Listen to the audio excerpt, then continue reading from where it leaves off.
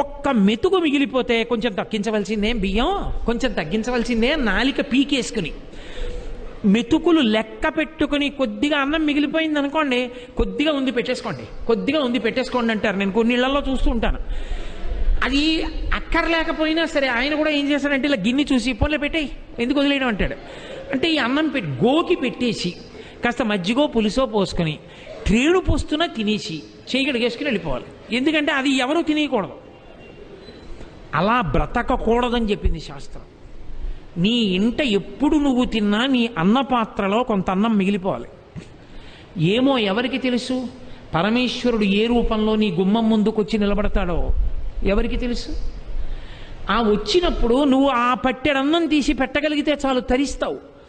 అందుకని ఇలా పెట్టి నువ్వు బ్రతకగలిగితే దానికి మనుష్య యజ్ఞము అని పేరు. చిట్ట చివరిది ఒకటి ఉంటుంది, దానికి